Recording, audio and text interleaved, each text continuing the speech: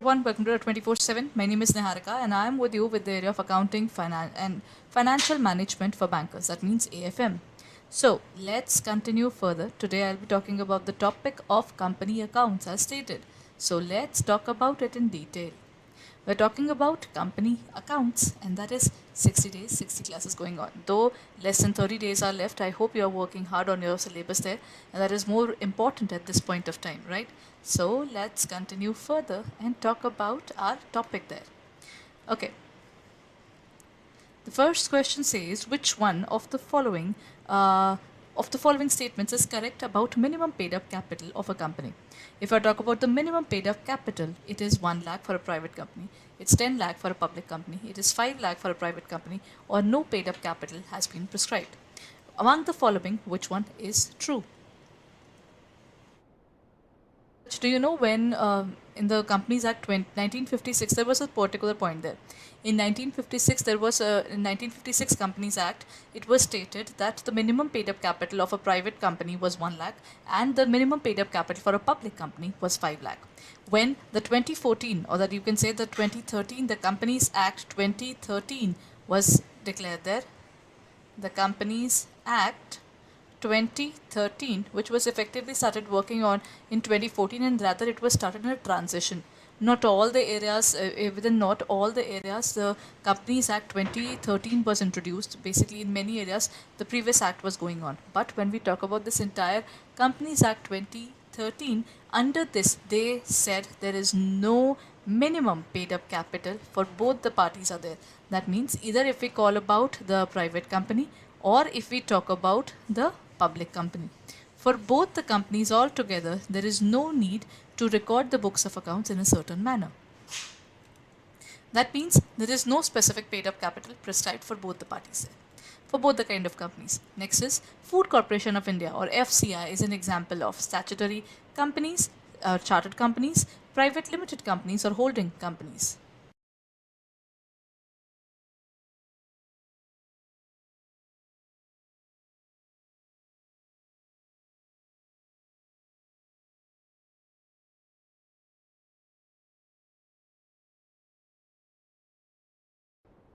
What would be the correct answer, everyone? FCI is what exactly? It's a statutory company. That means it is required by law, or it is a chartered company. Chartered companies are the companies which were made under the charter of the Queen. Private limited companies are holding company. Private companies means any company which is not a public company. That means a company which is having less than 200 members in that company, and the working is in such a way that these organizations are closely held. Next is holding company. Holding company means a company which is holding or having more than 51% of the other company. That means it has a major control over the other company. That is holding company. So the correct answer in this case is it is a company which is required by law. So FCI is a statutory company. Next point, which one of the following is not classified under intangible assets? Brands or trademarks, computer hardware, mining rights, or goodwill? See, in this case, intangible means any asset which cannot be touched. For example, I can touch this. This is basically a tangible asset.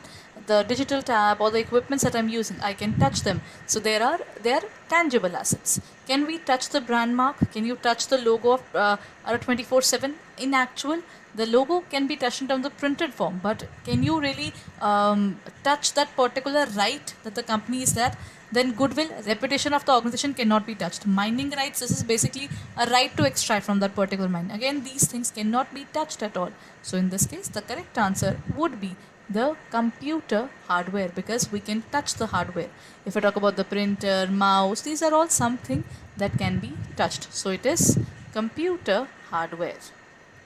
Next point, a company offered 50,000 shares of rupees 10 each at par, payable as 2 rupees 3 application, rupees 5 allotment, and the balance on the final call. Applications were received for 60,000 shares. That means the case has been over subscribed. For 60,000, we can give only 50,000 shares to them. The allotment was made pro rata. The excess application money was to be adjusted in the allotment money. For how much amount will be transferred from the share application to the share allotment? Number 1, in this case 60 to 50. Ultimately, the excess number of shares is 10,000. On that, the application money, see, the cases people asked for 60, we said that we have 50,000 shares. People got excited, they really wanted to buy our shares, so they oversubscribed, they asked, or they gave us money for 60,000 shares, but our limit was 50,000, otherwise ROC will kill us. So what happens is we cannot go beyond the authority of ROC, so we got 60 out of 6,000. We said we can give you only 50,000 shares. So that means whatever excess is there, what to do with that? They said we are just paying the application right now. After this, we have to pay allotment, then we have to pay the first call, then we have to pay the final call. Even if we have paid excess today or at this point of time, later on you will be asking about the next installments as well. Why don't you adjust the money that we gave today for the future payments? And that is correct. Even the excess money was just 10,000 rupees multiplied by 3. The total amount was rupees 30,000, right? So in this case, you can remove 1 point. Normally there are 4 points in the examination only. So in this case, the correct answer would be 30,000. Because this is a pro rata case. That means you applied for 6,000 shares, but the company was limited to only 50,000 shares, making 10,000 shares excess. Plus the application money was 3, so it means 30,000 rupees was excess. If this was received in application, then it goes to allotment. The remaining money would go towards allotment. Right? Now, let's move on towards the next point. These are the basic entries that you can put there. Share application money that they received was for 60,000 shares. Now, 60,000 into 3 there. It was supposed to be 60,000. We received 60,000 into 3 there, but that means we were supposed to have 60,000 into 5. That is, we were supposed to have around 3 lakh rupees now. So technically, we were supposed to receive 3 lakh rupees in the first case itself. This is a wrong entry, everyone. This is a wrong entry. If I have to prepare this entry, it has to go like 60,000 was received and 50,000 was supposed to be given. So 50,000 multiplied by 3 is something that we were supposed to receive, and we received for 60,000 into 3. We received 1,80,000. So the remaining 30 was in excess, and that is what we'll be specifying here. The remaining amount is wrong in this question. Moving on, perpetual debentures are also known as irredeemable debentures, secured debentures, unsecured debentures, or non-convertible debentures. Debentures are basically loans for a company, right? So we can specify these are bonds or loans for a company. And in case of such loans, what happens is these are irredeemable in nature, these are secured, these are unsecured or non-convertible. When we specify about this, perpetual debentures means the debentures which is basically long term in nature. Perpetual means that are going to be there till the end of the life of the organization. This means the correct answer is irredeemable debentures.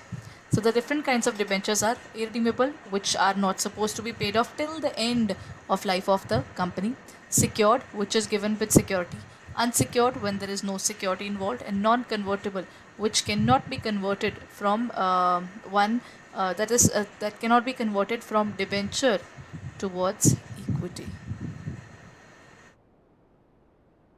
or preference. That is called a non-convertible debentures. So in this case, the correct answer is irredeemable debentures. Moving on, the portion of the authorized capital which can be called up only on the liquidation of the company is called authorized capital, reserve capital, issued capital, or called up capital. The portion of the authorized capital which can be called up only on the liquidation of a company. When we talk about the liquidation, only at that point of time this amount can be called up. What is it?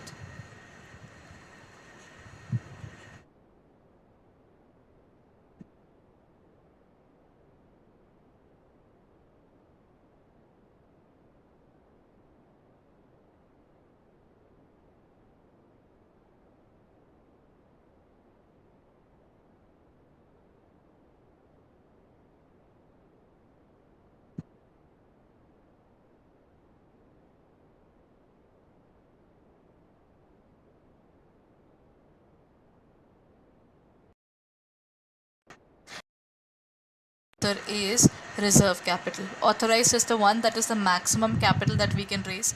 Second is reserve capital is the one, it's like a reserve. On when we There was a time when people used to buy scooters and all now. When the time there was Chetak and Bajaj and all these were there.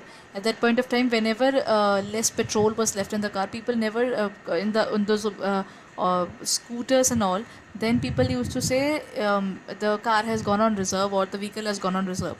That means the last portion of the petrol is left. After this, the petrol would be exhausted, right? So that is called reserve. In this case, the companies also keep the last bit of shareholders, and in case we won't be able to receive the money, then these people are the hope for the organization. That means at the time when the people when the organization is supposed to pay to someone, then they will pay through the reserve capital. Issued means the one which is issued to the public, and called up is the amount that we have called from the public itself, right? So in this case, the correct answer would be reserve capital. Next, premium on issue of shares can be used to buy back own shares, issue of bonus, for writing of preliminary expenses, or all of the above. Do you know security premium reserve is basically a reserve? That is security premium reserve. This reserve is basically nothing but a reserve which is specific. When we say specific, it cannot be used for random reasons. It can be used only and only for specific reasons. And in terms of the accounting there, it can be used only for 5 specific purposes. What are those purposes, everyone?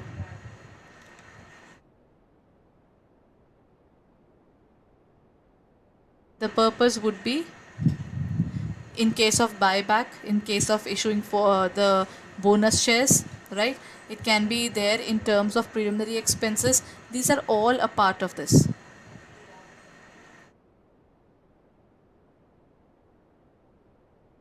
So in this case, what would be the correct answer? The correct answer is all of the above.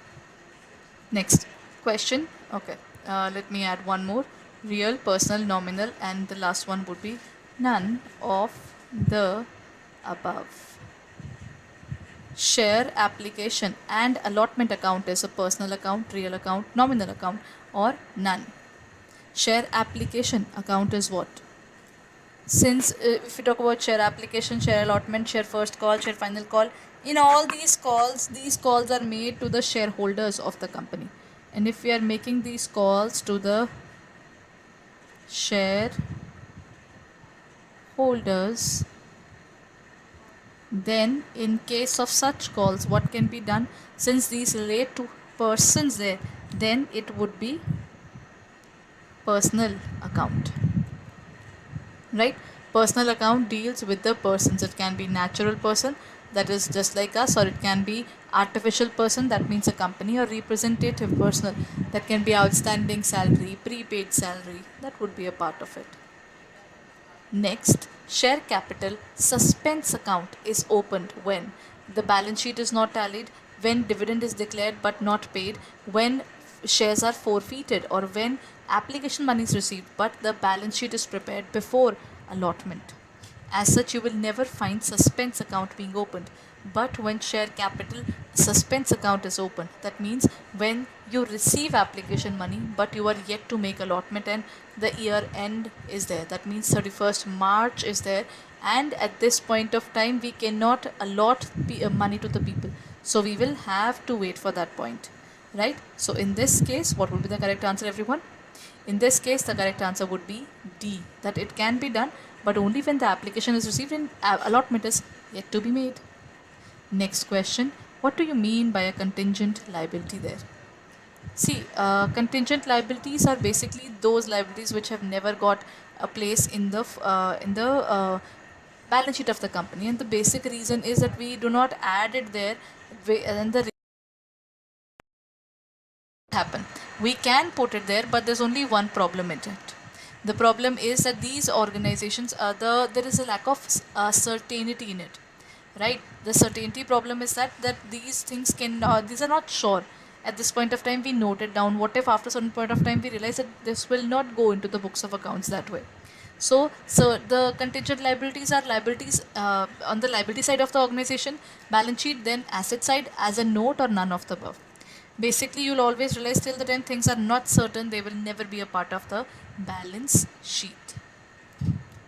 So in this case, the correct answer is that it will never be a part of the balance sheet in this case. It would be shown as a footnote. It is a footnote in the balance sheet. Right?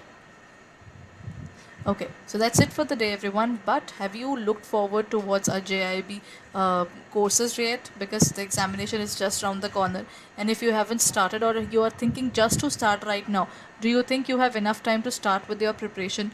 If you are doubting yourself, and that is genuine, even because the time is very less in order to look forward towards the examination. So what you can do is, in short, you can actually check out our website or our app for further details regarding the JIB study material. What you can do is go on to the website www.adda247, go on to the area of JIB and CIB.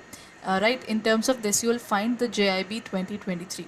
At this point of time, what you can do is, see, the point is, we are not only coming up with the classes, we are also starting with the revision batch. You can look forward towards the test series. You can look at the recorded batches as well as live batches, both, right? You would want all that because currently live batches are also going on.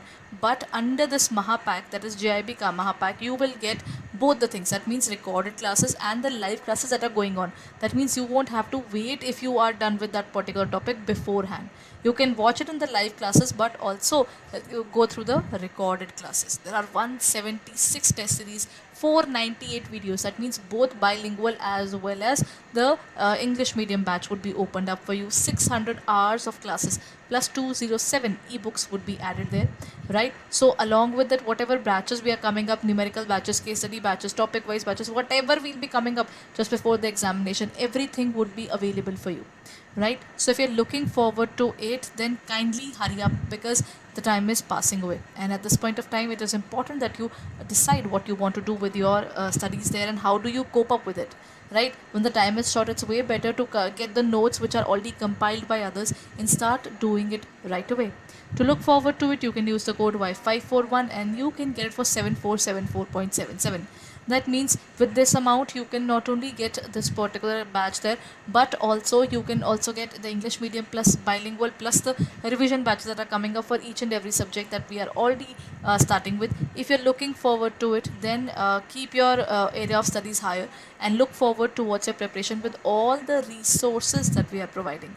So don't forget to look forward to our classes there. In order to know more about these things, what you can do is you can go into our app for further details. In the app, you can use the code Y541. There, if you have any coins collected, or if you look forward to the app itself, you will get it for 78%. Right? So hurry up and check it out in our website or in our app for further details regarding the JIB. Or if you would like to look forward towards JIB and CIB together, that you want to buy it all together in one go, then this is basically JIB and CIB Ka Maha Pack. Under this Maha Pack, you will also get CIB electives as well. The validity is for 12 months. That means it would be available to you. This is April going on till the next April. This is what you will get. So at this point of time, all you need to do it, pay it at once, and your JIB and CIB, all the data would be done. Whatever batches we are going forward with, the video courses, the classes, everything is available for you. You will have to pay 12,419.08. That means around 1,000 something rupees per month. Still, it is quite reasonable for you if you look forward towards the per month pricing there, right? So if you're looking forward to it, then kindly do not delay and hurry up. Thank you.